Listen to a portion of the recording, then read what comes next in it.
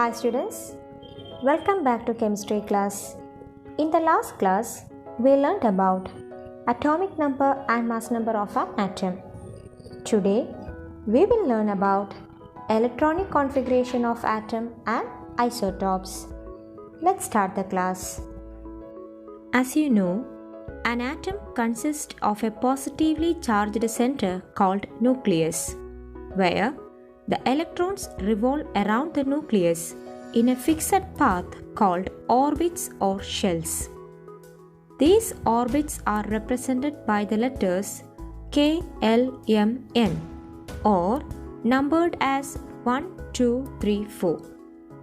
Each shell has its own energy, hence they are called energy level. As long as the electron revolves around the nucleus, the energy remains constant. So look at the table given in your textbook.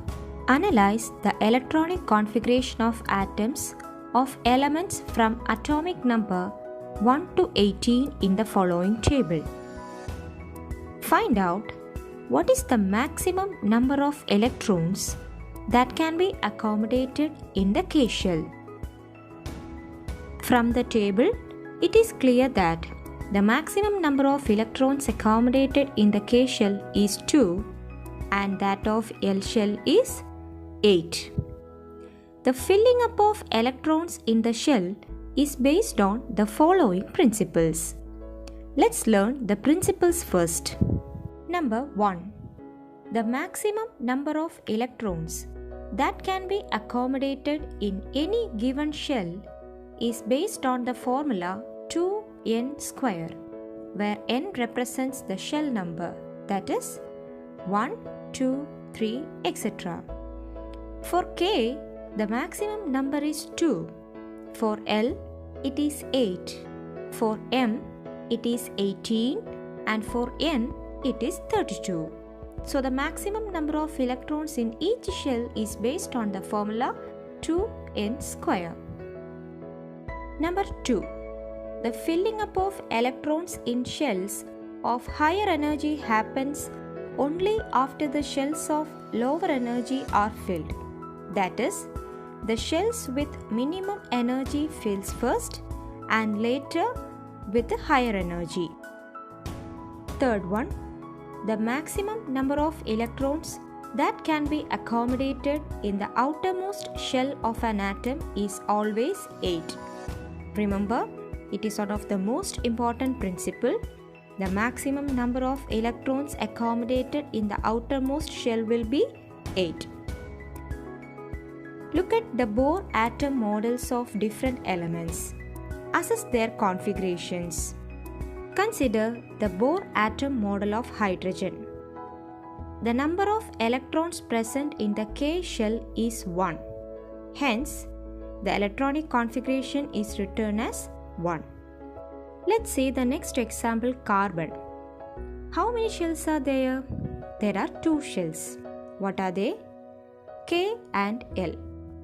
The number of electrons present in the K shell is 2 and the number of electrons present in the L shell is 4. Hence the configuration is written as 2, 4. See the next example, argon. How many shells are present in argon? 3 shells, right? What are they? K, L, M. So, in K shell there are 2 electrons, L shell consists of 8 electrons and M shell consists of 8 electrons. Even though the third shell can accommodate 18 electrons based on the formula 2n square, the outermost shell can hold only 8 electrons. Hence the configuration 2, 8, 8. Let's do an exercise given in your textbook. The symbol of aluminium atom is Al1327. Bohr model of atom is given in the figure. We have to find atomic number, mass number, proton, electron, neutron and electronic configuration. From the symbol, we can write the atomic number as 13. The mass number is 27. The number of proton will be equal to number of electron. Hence, it is equal to 30. Number of electron is also equal to 30. Then how will you find number of neutron? As you know, number of neutron is equal to mass number minus atomic number. So, 27 minus 13 equal 14. Then, what will be the electronic configuration of this atom? It can be written as 2, 8, 3. Next, we will learn about isotopes. Isotopes are atoms of same element having the same atomic number but different mass number. For example, consider the isotopes of hydrogen. They are protium, deuterium and tritium. Analyze the symbol of prosium, deuterium and tritium. It is clear that the atomic numbers of these elements are same, but the mass number is different. Look at another example of carbon. Here, the atomic number of isotopes of carbon is 6, but the mass number varies. Let's learn some of the uses of isotopes. The first one is deuterium. It is an isotope of hydrogen which is used in atomic reactors. Carbon-14, one of the isotope of carbon, is used to determine the age of fossils and prehistoric objects. The next one, phosphorus-31. It is an isotope of phosphorus used as tracers for identifying the nutrient exchange in plants.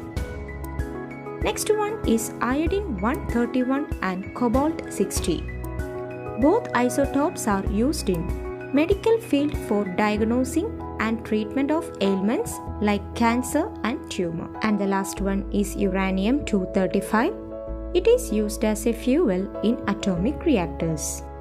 Remember, the isotopes and its uses is very important for your exam. Okay students, I hope you understood this concept.